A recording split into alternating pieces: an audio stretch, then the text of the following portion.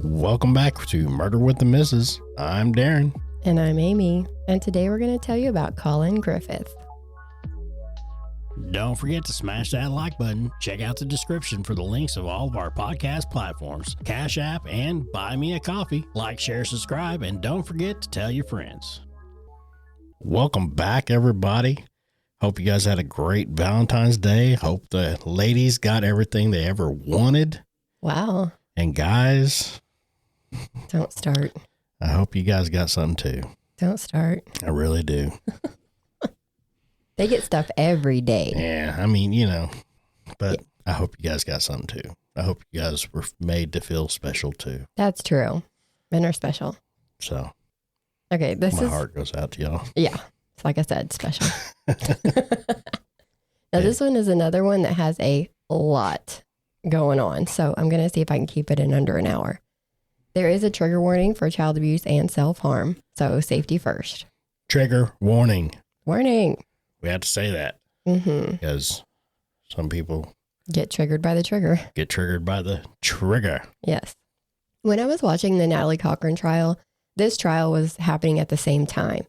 But I decided to watch the Cochran trial because of all the twists and turns. If you haven't watched that one, you need to go watch it. Because I needed answers, so I'm sure you do too. And when I went back to look at this one, because I'm nosy, I figured we would just go ahead and cover it too, because it has ties to Oklahoma. So let's get into it. On Sunday, September 8th of 2024, 16-year-old Collin Griffith called 911 in Auburndale, Florida at about 6:14 p.m. He doesn't know the address to tell them where he is, but his mom is bleeding out. He gives the operator directions to the house where they're at and says that she needs to go to the hospital. The operator tells him that he called 911, so they would be sending an ambulance. He doesn't think she has time. She has a heart condition. She's unconscious. She's 39 years old. She's not breathing. He then says that she had stopped bleeding. He thinks she's dead. At first he said that there was a fight, and eventually he says that they had got into a long fight, and she fell on a knife, and she was bleeding from her neck. So she fell on a knife and got stabbed in the neck. That's what he said. Okay. Yeah. So the operator walked him through CPR and had told him to get a towel to try to stop the bleeding. And given what the operator has relayed to the police and first responders, police have to go into the house first to make sure that there's no threat of danger before EMS can come in. And they take a crying, upset Collin outside while EMS works on her. But it's too late. 39-year-old Catherine Griffith, or Kathy, is dead. And Collin was arrested. They ended up charging Collin with first-degree murder and kidnapping. Collin's story changed from Kathy falling on the knife to her coming at him, and he had to defend himself. And here's what we learned in court. Kathy and Collin's dad, Charles, who everyone calls Chuck, were in a very violent relationship. Kathy had got pregnant with her oldest son, Chris, when she was just 13 years old. And then Collin came around 4 years later. They lived in Stroud, Oklahoma. Kathy and Chuck finally got divorced around December of 2019, and Chuck got custody of Collin. And they stayed in Oklahoma when Kathy moved to Florida, where her mom, Susan, lived. Now, Susan has multiple properties in different areas of Florida, like the Keys and Auburndale. So Kathy died at her house? One of her houses, yes. Oh, okay. So Susan traveled for work, so she was actually in the Keys when this all happened. And she mainly lived at the house in Auburndale, and Kathy and Collin lived in a house in Port Charlotte. Anyway, about 3 years after Kathy came to Florida, on Valentine's Day, 2023, something happened in Oklahoma. Collin shot somebody twice, once in the chest and once in the head, and they died. Collin wasn't tried for the crime, and in March of 2024, he was sent back to Kathy in Florida to live. Now, Kathy was on cloud 9. She had little to no interaction with Collin for 3 years, and now that he's turning 16 and he's older now, they were reunited, and she was spoiling him. Plus, Grandma Susan sounds like she had a little money because she was paying for a lot of stuff too. They took vacations all the time to DC, Disney. They took cruises. They were just living it up. Collin hadn't been in school apparently because he ended up completing 3 years of school that he missed and his 4th year all at once while taking college classes. And he had a 3.7 GPA. So he's making up for lost time, too. Yeah, they're both making up for lost time. Got it. But it wasn't all rainbows and sunshine. Yeah. The prosecutor pushed that while he was being showered with trips and endless Starbucks, phones, laptops, all the things, he wasn't big on giving back or pulling his weight. If he was told to do a chore, he fought back. And he and Kathy actually fought a lot. They even had physical altercations. The defense really pushed that Kathy was unstable, that she had an issue with pills and alcohol, along with mental health issues. Not a good combination. She had threatened several family members. When Collin was just 10 years old, Kathy had stabbed Chuck with a corkscrew. And she'd also hit him with her car and pinned him against the house. With the car? With the car. They said that the oldest son, Chris, had to take a baseball bat to the car to bust the window to get her to let Chuck go. Allegedly, she had also attempted suicide 6 times. The last time being the month before she died. She OD'd and Collin had to drive her to the ER. She also allegedly had accused her own dad, Robert, who now lives in New Mexico, of sexually assaulting her when she was younger. Susan said that it went to court, but no evidence was found, and Kathy eventually told Susan that she had made that up. But that did cause a bit of an issue in Robert and Kathy's relationship. I mean, that'll do it. Wouldn't it though? Yeah. So there's a lot of accusations going around in the trial, but it gives us a little background as to what went down last year. There's a bit of law enforcement involvement, so we also have body cam footage. Plus there were 4 Ring cameras at Kathy's house, so there's that too. There was one at the front door, one in the living room kitchen area, one in Kathy's room, and one in Collin's room. They didn't show the video on the trial coverage, but we could hear the audio, and some of the body cam footage is available online. In September of 2023, the family went on a cruise that Susan paid for. Kathy and a couple others were going to meet up to go do something, but the other people were late, so Kathy got mad and spent the last couple of days away from the rest of the family. On the way home from the cruise, Kathy and Collin got into an argument, either because Collin had a bad grade or because he mentioned an appointment with a teacher that she didn't have advanced knowledge of. They told both stories in court, so we don't really know. Either way, when they got home, Kathy allegedly gave him some papers he would need if she was ever gone. Then got her gun and pointed it at Collin, saying she was either shooting him, herself, or both of them. She hands the gun to Collin and tells him to shoot her. Then somehow she gets the gun back because next she orders him outside and tells him that after he hears the pop, he can come back in. And then she makes Collin sit outside her bedroom, cross-legged. Crisscross applesauce? Yeah, but when he wouldn't do crisscross applesauce, she forced him to at gunpoint. And then she drove him to school. Okay. Yeah. I mean, what the hell? This was all before school? Apparently, or it lasted all night. I have no idea. I couldn't follow some of these stories. It's kind of all over the place. It is. That was a story told by the defense attorney, and that was the order she told it in. Like, she didn't say how she'd got the gun back to force him to go crisscross applesauce. She didn't. This is from Collin. This is from Collin. He didn't testify, but this all came through his attorney. Yeah. Mm-hmm. I was confused. Yeah. And there's no ring footage of that, but apparently he did tell a teacher when he got to school, and they called the cops. Now, what was Kathy's version? Now, her version was that she told them that Collin was failing a class. So she took his phone and AirPods away and he was mad. So he made all that up. Oh, poor guy. I know. And His this is AirPods taken away. Not my AirPods. And this is a trend too in this case. Even Grandma Susan says that he gets really angry when you take away his toys. But the cops and DCF believed Kathy. So Collin told them he needed to be Baker acted. So put on a 72-hour psych hold for evaluation because he was either going to kill himself or Kathy. He said he had done it before and would do it again. There you go. There you go. At some point, he mentions that he would hurt Susan too. They asked how he would do that. And he said he would shoot her, stab her, or push her out of a car. Okay, buddy. So he did go to the Baker Act facility. But Kathy got a lawyer and got him released. He says that he told them, again, he did not feel safe at home. He asked to go to foster care. Now, Susan told him he didn't want that. He didn't want to go to foster care. The sergeant that he allegedly told this to testified that he doesn't remember Collin saying anything about foster care.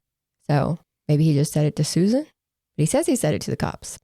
A couple of juvenile detectives were assigned to the case. They kind of mediate and keep an eye on things. And he went to Sandy Pines to work on a treatment plan to get his anger under control. And then they wanted to put him on medication for his mental health issues, according to Susan. But Kathy checked him out after 3 days. She refused to allow them to give him any medication. He was supposed to be in there for 60 to 90 days. So she's pulling him out. Like, she's that mom that's like, get out, but come back. You'll see that a lot. On November 12th of 2023, Kathy told Collin to pack up and leave. So he went to Susan's for the night. The next day, Susan brought him home and she kind of hung around the house. She says that Kathy started punishing Collin. She hit him with a belt. She made him do push-ups and hold a weight over his head. And later, while eating, she was still telling him how things were going to be when Collin just stood up and said, let's just do this. Now, Susan ran to get her phone to call one of those detectives. Why she didn't do that when the belt came out is beyond me. But when she got back into the room, Kathy and Collin were both on the floor. Damn. Yeah. So Collin got up and left, calling the cops. He told them that Kathy punched him after he stood up. Kathy denies that. And Susan is seen on body cam footage telling Collin, who is in the back of a cop car, that that wasn't true. Kathy did not punch him. Kathy and Susan said that Kathy told Collin she was taking away his cell phone and Xbox. Plus, he wasn't allowed to go on vacation at Thanksgiving. So he kneed her in the stomach, threw her on the ground, and stepped on her hand until she let go of his phone. So that's what they say is actually what happened. Yeah. Since he had, sounds about right. Yeah. Since he had no marks on him, but she had redness and swelling on her stomach that was starting to bruise, and she had a scrape and dirt on her hand from Collin's shoe, Collin was arrested for domestic battery. He ended up with probation for this incident. I'll let you know that in advance. Now, Susan did get him a lawyer, and when he got out, he told them that he didn't want to go home, but they make him. The guy at the juvenile detention center did call to have patrol go and do a welfare check at the house, though, because he said that Collin told him if they sent him back home, he was going to kill Kathy.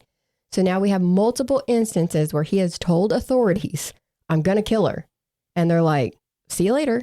Have fun with your mom. Apparently on the body cam footage, when they got there, you could see Collin holding a weight over his head. And Kathy tells them that it is his punishment for beating the shit out of her last night. Collin tells them that Kathy thinks he's psychotic. She thinks he's going to kill her. I wonder why she would think that.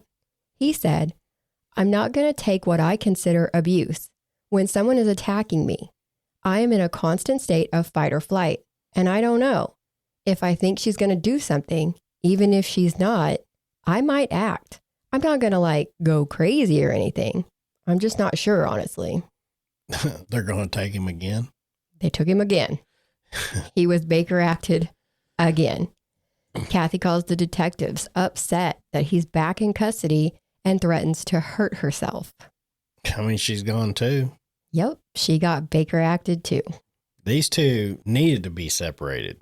Badly. I mean. Badly. I know.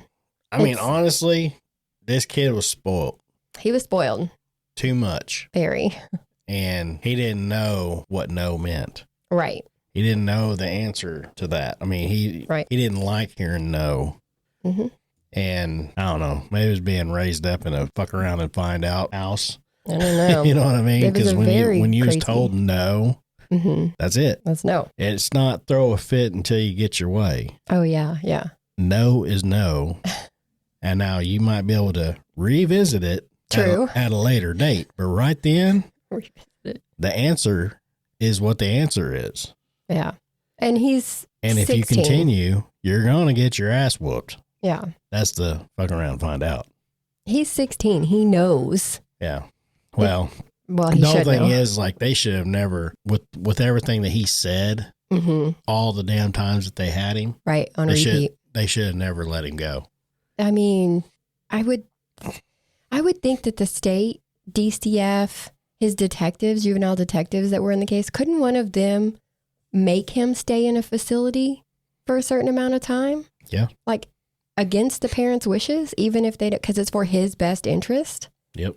They could have put him on a watch. They could have done something. They could have put him on watch list. They could have put him on everything. I mean, there's all kinds of stuff they could have done. They just kept sending him back. They just, yeah, exactly.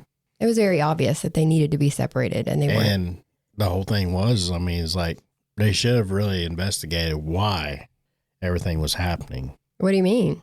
They were seeing it. The cops saw. Well, then they should have never gave him back to the mom. Exactly. If they were seeing it, then they should have never got it back. That's on them. Every time they'd get into an argument, one of them would call them detectives. They were heavily involved in this, what was going on. And they knew the history. I'm not saying that he's right, or anything. He was if he did this to his mother or whatever, that's wrong. Right. Period. But they should have never released him back to her if they seen that it was going to potentially happen.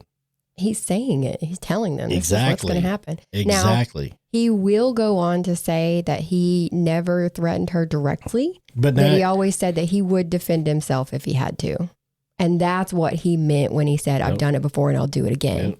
So I don't know. We'll see. There's more.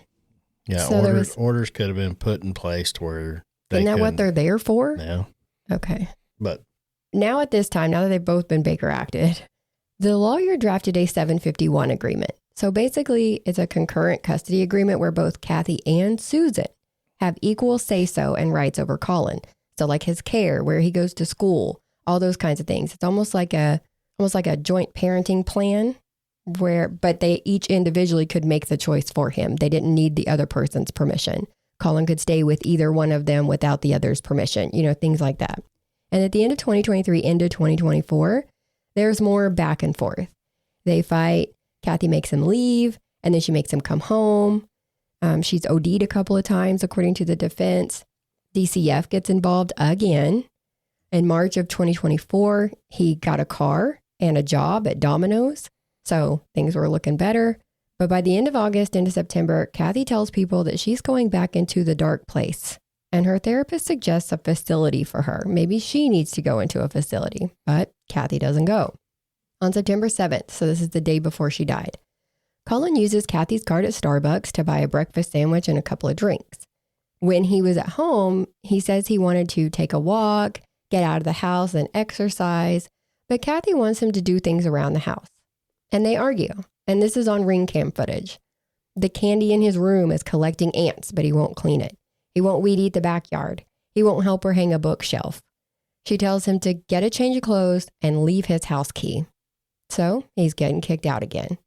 Because of his probation for the domestic battery, he can't leave the county unless it's to go to Grandma Susan's house in Auburndale. And he just had to let his PO Monique know. So he emailed her on his way out, and Kathy has started a phone campaign. She's tracking him. She's texting him. She's calling him. She's threatening to shut his phone off, sell his car, all the things if he does not come home. I assume he didn't go home since we know that what happened the next day. Right, right. He would not go home. He ended up blocking her. He was ignoring her. And he was at Grandma Susan's. The detective, I think it was one of them, told her to wait a little bit to let everything calm down, which is smart. So she gave him until 10 the next morning. He didn't come home. So between 12 and 12:29, she texted him, Collin, the recordings of you admitting to killing that person in Oklahoma and planning the murder, there are 4 different instances from my ring camera. All are going to Bob, Susie, Amanda, and Chris at 3 p.m. today. Plus, the recovered audio from Chuck's iCloud where you told your dad you hated me and I was an evil bitch are being sent too. My dad is sending me his recordings of you telling him how you planned my murder back in February. Audio, video, emails, texts, and phone records are all being sent. No, you cannot have a single one. Your attorney can request them. All because you didn't want to help me mount a bookshelf that took under 30 minutes, weed eat the backyard, and clean your room because the bugs were in the candy you left all over. Remember, you chose this. You have 10 minutes to call me and fix this, Collin. So she says he planned the murder in Oklahoma. Yes. Yes. That's what she said, that he had planned it out. What? Now, this was what the prosecutor points to as a possible motive for him killing Kathy, not self-defense. He didn't want all of this to come out, because he didn't get charged in Oklahoma. So if this comes out, he can be charged for it. There's no statute of limitations. It was sometime around 4:30 to 4:45 when a lady living across the street from Susan's Auburndale house was on the lanai. I was like, what's a lanai? That's fancy. It's a sunroom. And Kathy's car comes zooming into the driveway at Susan's, reverses really fast, and parks in the road. Now, this is a 65 and over community, so this definitely caught her attention. Kathy got out of the car, slammed the door, slung her purse over her shoulder, and went into the house. So neighbor Nancy went inside to do the dishes because she's from Chicago, where if you see something, you turn your head. That's what she said on the stand. She a gangsta. And that's different from neighbor Sally, who was getting ready for church when she walked into her living room and saw Kathy's white Volkswagen Jetta parked in the street.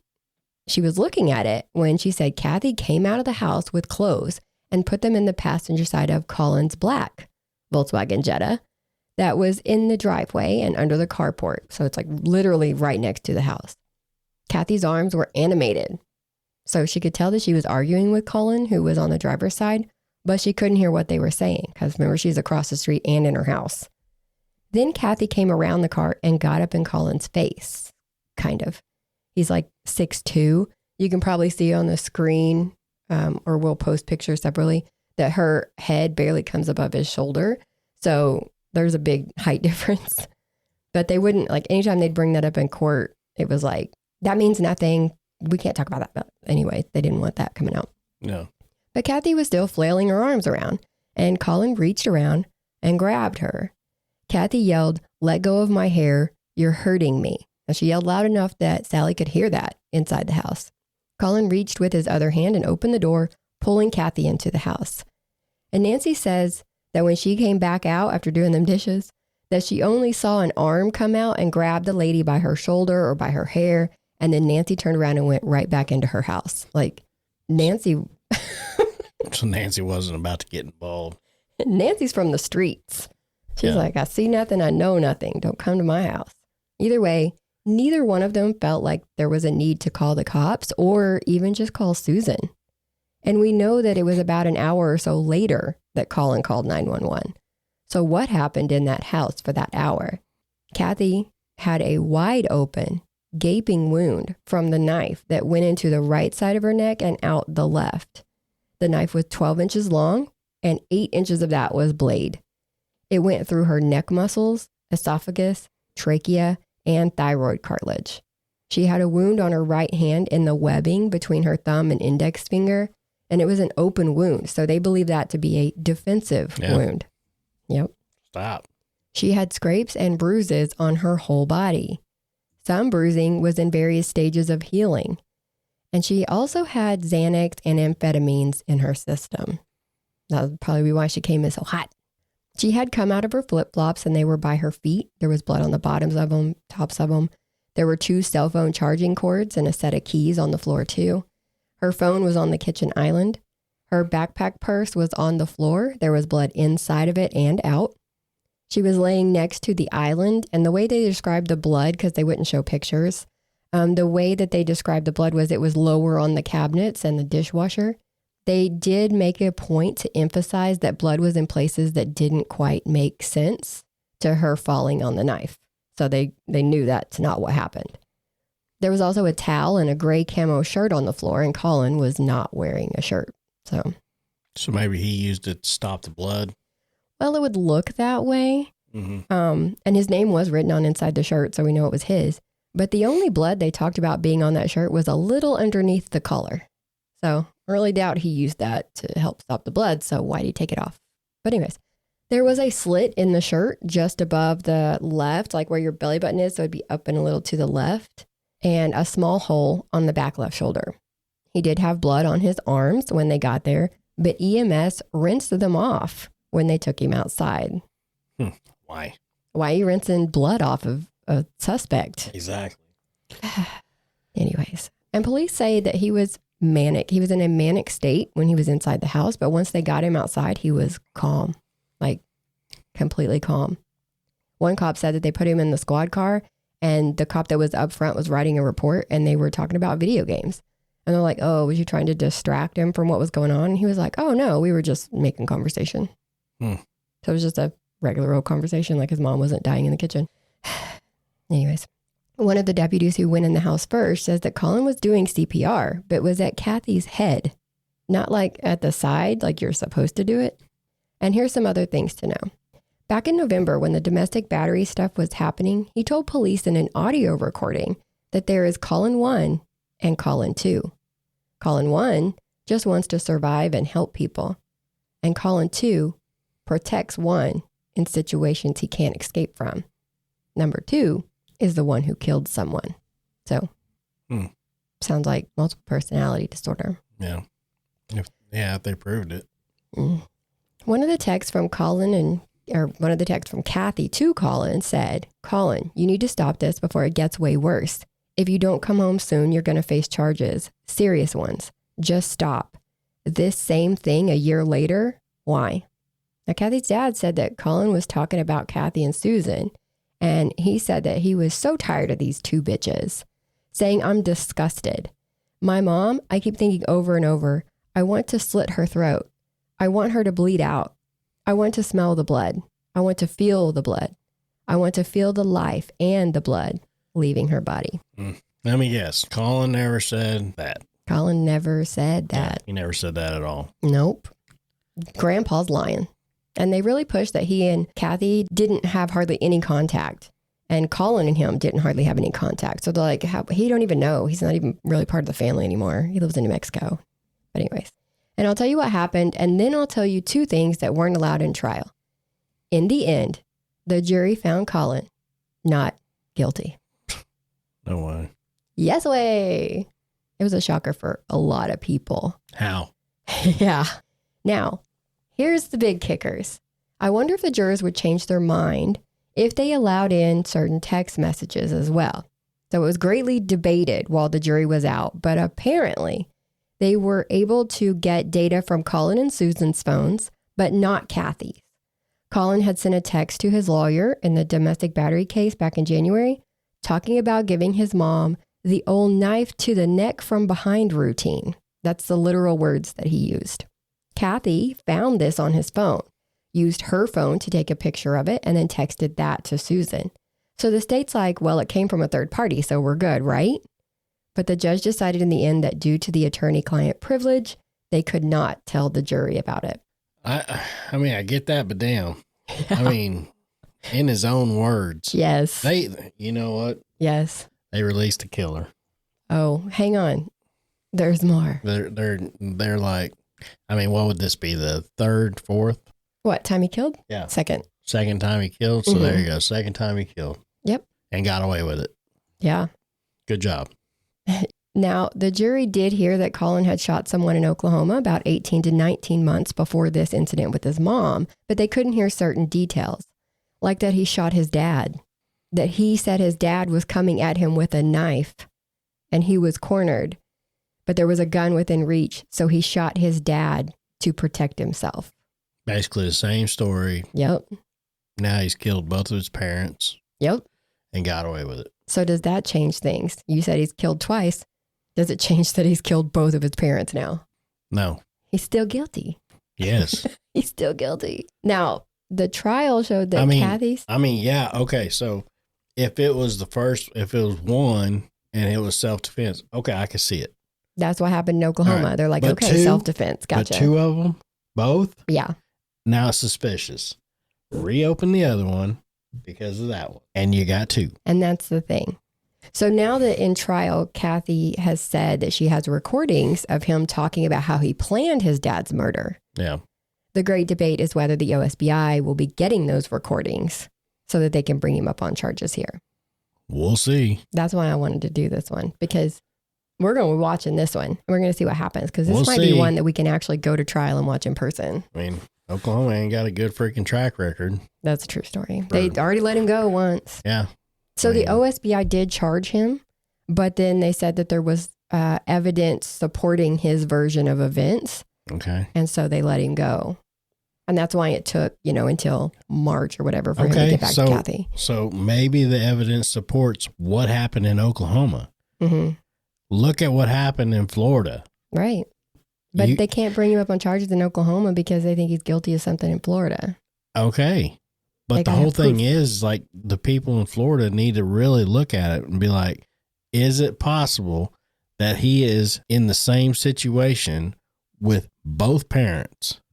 Yeah, but remember, this was not allowed in trial. I know. That's what I'm saying. It's where it's so damn screwed up. His lawyers got so much of what they wanted. It was ridiculous. Like, they were like, we don't want it to be called a murder weapon. The system is so screwed up. Yes. Because now is he out and about?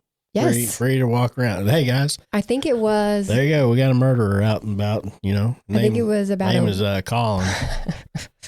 Remember his face. Yeah, I remember the face. But I think it was like last Friday or something night that they let him out, and he walked out and. Get a little case pick up here. Remember that?